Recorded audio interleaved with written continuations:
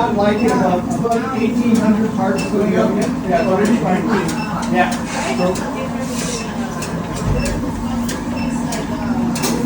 This gas exchange, how fast we want the gas to exchange, no more than change. This one we're looking for different, this is we're looking for the different growth rate. How fast will it go?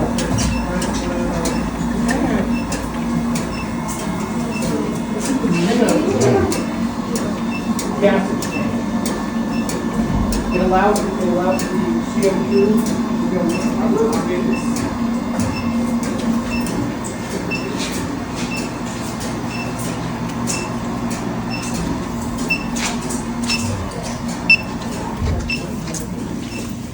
This is a working chemistry lab. Okay, Woody, which is a friend of a friend, found a pair of our shoes and he bought them. And last year, his movie won the prize at the Cannes Film Festival. And when he went up to get the award, he had our shoes on. And we're like, oh my God, Woody's got our shoes on. We got pictures of him, right? Not somebody else who was there. But Woody is not on social media.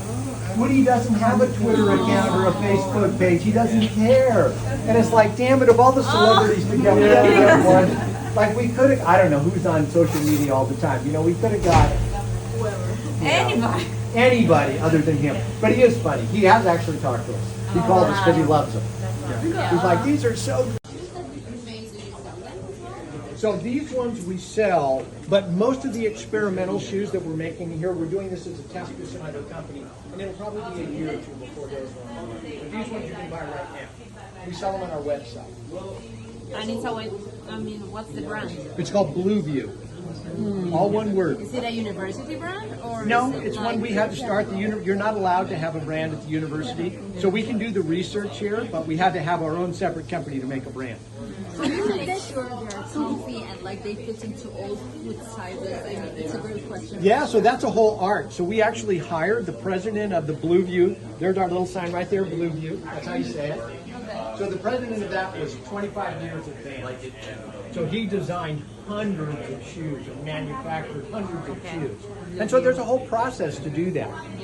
You actually have to get something called a latch, which is a plastic foot. We have a bunch of them floating around here someplace.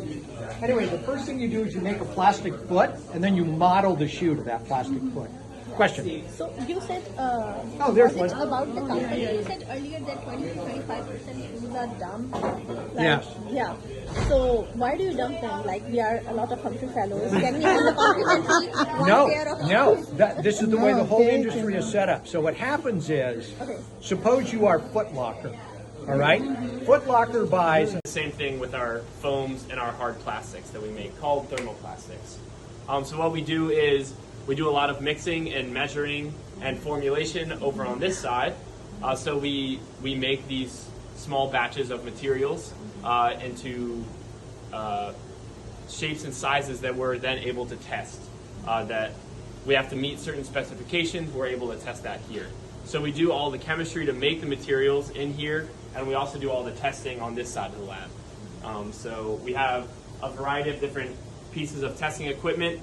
Some of these things you'll see in like a footwear testing lab. They're pretty standard types of testing equipment. But we're also able to use some of this stuff to test out our material for future products outside of just footwear.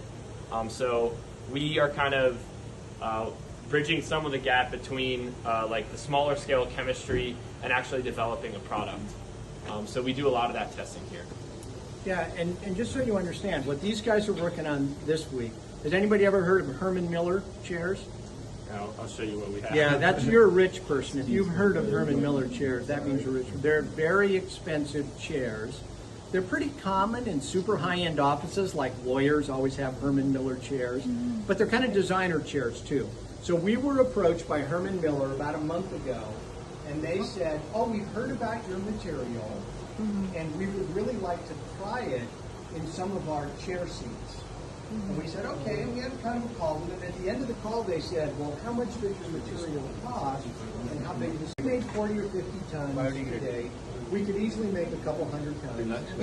And for you guys, we'll sell it to you at about $10 a Yeah, kilogram. potentially. Yeah. Now, So for the shoe industry, that's super expensive. yeah, The shoe industry sort of tolerates us selling them stuff at $72, maybe $8 a kilogram. No, wait, 10. The Herman Miller guy's actual expression was, do you know that we make couches that cost $10,000? That's no problem at all. So they sent us a mold, and Gordy and Justin have been trying to match the mold. So Gordy, explain to them. Okay, so here's an example. So we have a sample like this, and we're kind of able to feel it and test it in terms of hardness and density and some other pretty simple specifications. So that that's we try a to real match. Herman Miller chair. They Yeah. took a chair and took the foam cushion out of it and mailed it to us. Yeah, so Just so this we is- could understand. That's what the petroleum one looks like today. Yeah, exactly. So depending on the project, the process might be slightly different. But yeah, for this project, we received this from Herman Miller, and they're like, hey, can you recreate this with your own stuff, bio-based, biodegradable? So that's what we're trying to do. This is an example. We have a big mold. That's what's in here, and we're currently working on today. This one is a little too heavy and hard, but the formulation process requires a lot of iterations. So that's pretty normal for us to not get it on our first try. That's not always how it works. So this is one that we poured more recently. Doesn't look that pretty, but it does feel pretty good, and it's really light. Again, this is all bio-based, biodegradable material, or polyurethane foams. But all these holes and the tears and stuff, these are the types of things that we might optimize in our formulation process. So that's partly what we're working on today. We want to pour foam and pop out a nice part that we can then share back with Herman Miller, and then they can test it out, sit on it, see how they feel about it, and then we go from there in terms of product development. Yeah, so the one kind of cool thing that we get All right, is everybody in? We still got more stragglers out there? Yeah, they're coming. Okay. We have a very short tour this time. So this is the molecular biology part of the lab, but when I'm not going to show you this stuff, I'm just going to show you, we're going to go to the algae room, and then we're going to go to the shoe lab. Okay? The algae room is small, so we're just going to have to kind of circle in, but I want you guys to at least see it so you can understand a really important concept, which is when you make things from algae, you're using sunlight as the energy and CO2 as the input. Okay? And I'm going to let these guys introduce themselves, Gordy and Ryan, and I put this one on someplace, I don't know where he's hiding now. Oh, there he is. Okay, blending in. Great, blending in.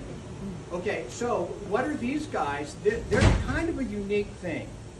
At this university, we decided about 10 years ago that we wanted to promote taking discoveries in the lab and getting them out into the real world, okay?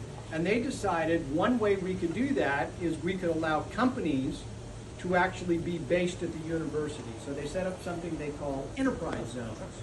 And so we are part of a, so Gordy and Justin and Ryan are all actually employees of a startup company. Be careful.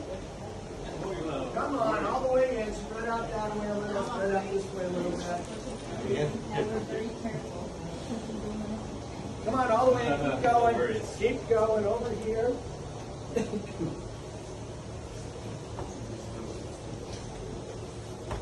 Right there.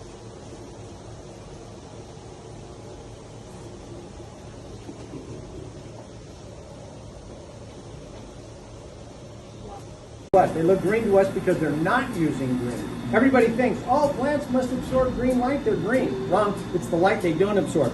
These guys right here, the reason that's red and blue only, that's the only light they use.